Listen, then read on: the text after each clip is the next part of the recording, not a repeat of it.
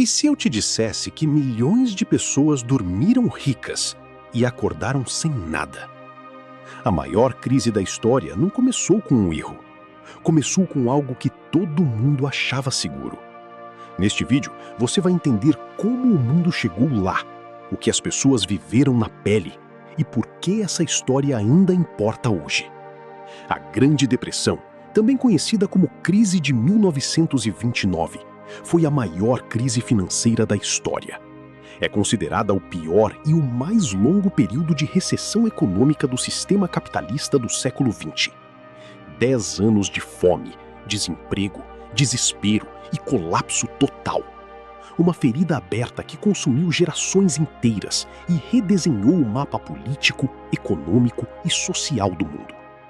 E o mais perturbador, ela não caiu do céu. Foi construída lentamente, por escolhas humanas, por ganância e por uma ilusão coletiva que ninguém quis questionar. O sonho americano antes do pesadelo. Para entender a queda, é preciso entender a euforia que veio antes. Os anos 1920 nos Estados Unidos foram uma festa.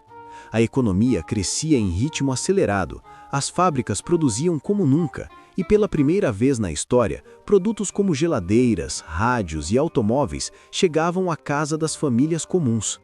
A sensação era de que o progresso não tinha teto. A Bolsa de Valores virou febre nacional. Trabalhadores, donas de casa, pequenos comerciantes, todo mundo investia. E o melhor, dava para investir com dinheiro emprestado. Comprava-se ações hoje para pagar amanhã, com o lucro garantido, ou assim todos acreditavam. O crédito fluía fácil, os preços só subiam, e questionar esse sistema parecia coisa de pessimista. Mas toda festa tem uma hora em que a música para. E ninguém estava preparado para o silêncio que viria.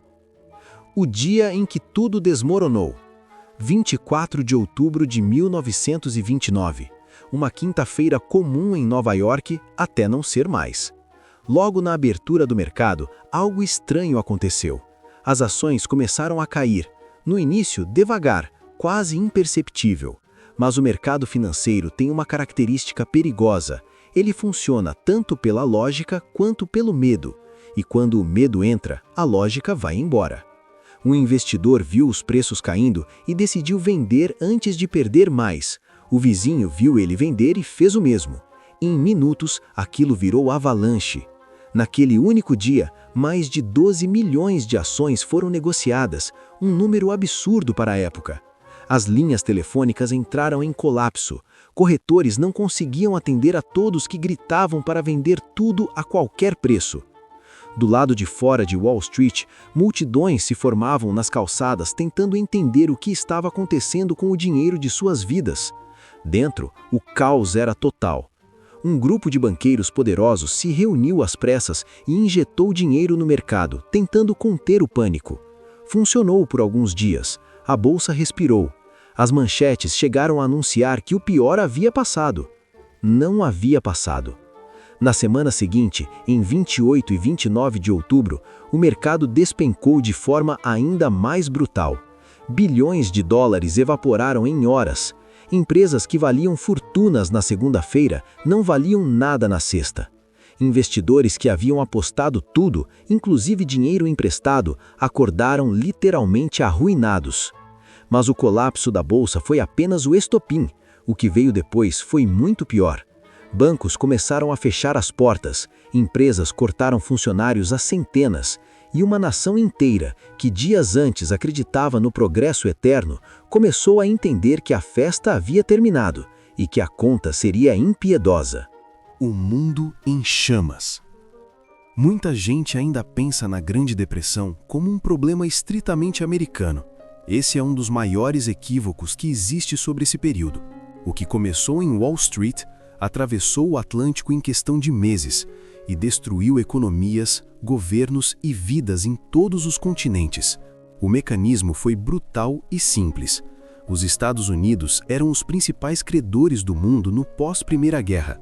Quando o dinheiro secou em Nova York, secou em todo lugar ao mesmo tempo.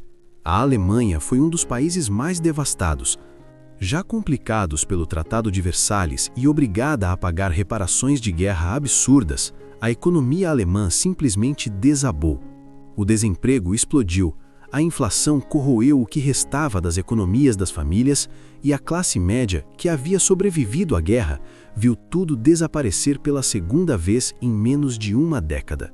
E quando um povo está desesperado, faminto e sem esperança, ele se torna terreno fértil para quem oferece respostas simples para problemas complexos. Foi exatamente nesse vácuo que Adolf Hitler e o Partido Nazista cresceram.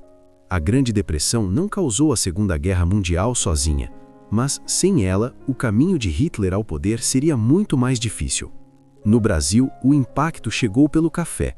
O país dependia quase que exclusivamente da exportação do produto, e quando o preço despencou no mercado internacional, a economia entrou em colapso. O cenário de instabilidade abriu caminho direto para a Revolução de 1930 e a ascensão de Getúlio Vargas. A Grande Depressão ensinou uma lição que o mundo custou caro para aprender. Em uma economia globalizada, nenhum país afunda sozinho. A questão é sempre quanto tempo leva para os outros começarem a sentir a água entrando. As tentativas de reconstrução. Diante de uma crise sem precedentes, os governos precisavam agir. Mas agir como? Nos Estados Unidos, a resposta veio com Franklin Roosevelt e uma ideia que era quase revolucionária para a época. O governo precisava intervir. O New Deal, lançado em 1933, foi um conjunto ambicioso de programas que colocou o Estado americano no centro da reconstrução. Obras públicas em larga escala geraram milhões de empregos. Novas leis regularam o sistema financeiro. Programas sociais chegaram a quem mais precisava. Não foi perfeito, não resolveu tudo de uma vez, mas devolveu algo que o dinheiro não compra diretamente: a esperança de que havia um caminho para sair do fundo do poço. Em outros países, as respostas foram bem diferentes e, em muitos casos, desastrosas. Alguns governos cortaram gastos no pior momento possível, aprofundando a recessão. Outros abraçaram o autoritarismo como solução rápida para a instabilidade. O que a história mostrou é que não existe receita única para uma crise dessa magnitude. Mas existe uma escolha fundamental que todo governo precisa fazer: proteger o sistema ou proteger as pessoas. E essa escolha, até hoje, ainda divide opiniões.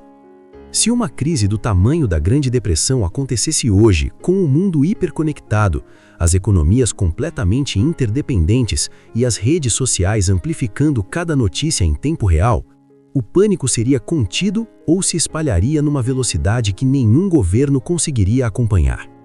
Deixe a sua resposta aqui nos comentários. Esse é exatamente o tipo de debate extremamente importante e a sua opinião faz toda a diferença.